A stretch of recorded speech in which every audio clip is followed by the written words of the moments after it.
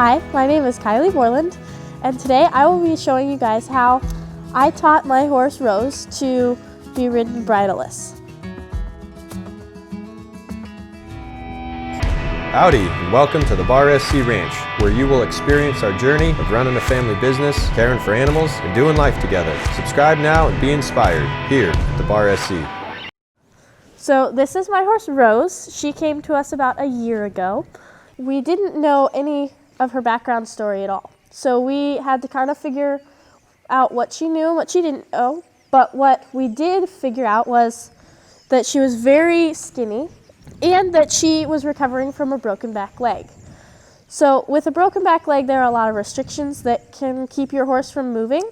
And so as we started getting her to move and walk, and we watched that leg very closely, and we found that she was able to move at a walk and trot, and she was very stiff at a canter, but it was not hurting her. So the more we rode her and the more we pushed her, that foot started loosening up and it was easier for her to move. So today she might have some trouble on that leg, but I assure you that it's not hurting her. So here are a couple of the techniques that I use to teach my horse to ride without bridle.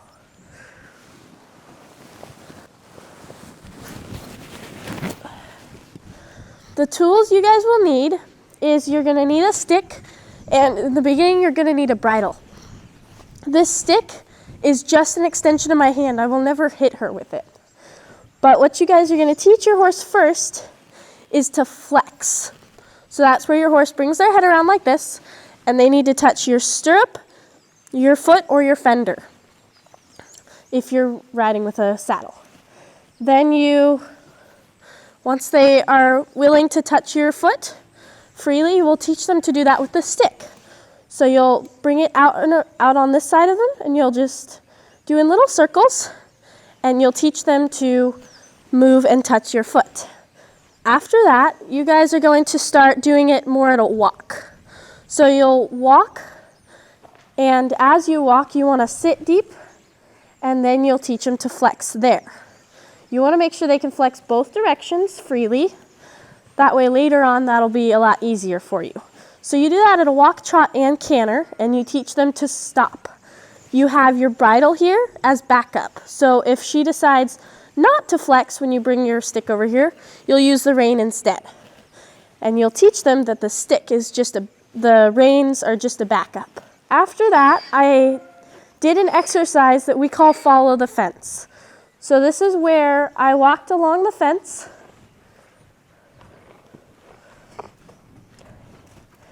and every time she would get off the fence, I would use the stick and my leg to guide her back to the fence.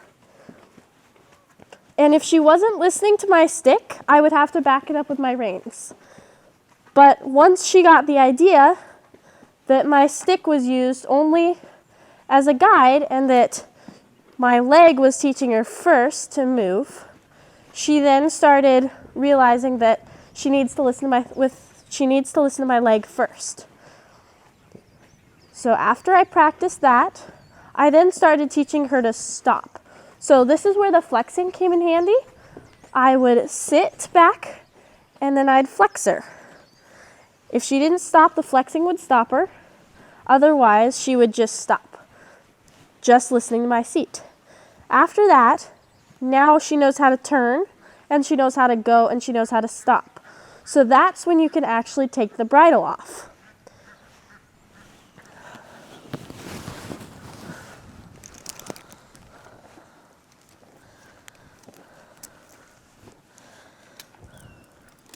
So I worked with her for about probably 4 weeks on all of these exercises.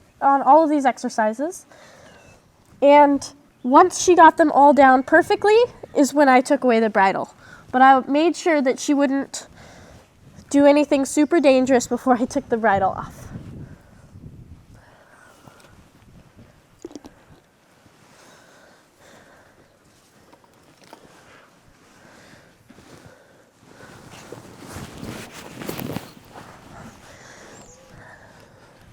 Now, after I practiced for a while, bridleless with the stick, I then was able to get rid of the stick and I'm able to just use my legs. And she knows that she has to listen to me.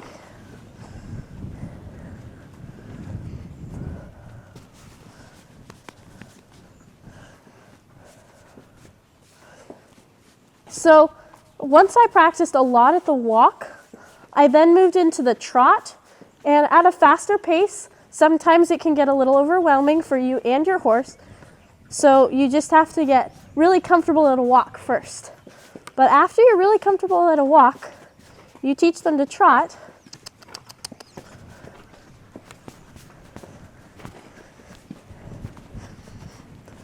And then after the trot, once they get very good at that, you can do it at an even faster pace, which is the canter.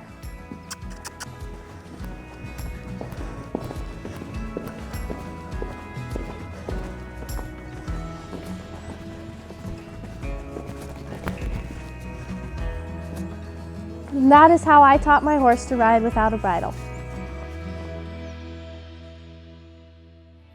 If you enjoyed this video, we would love to hear from you. Like and subscribe, and leave us a comment on what you'd like to see in future episodes.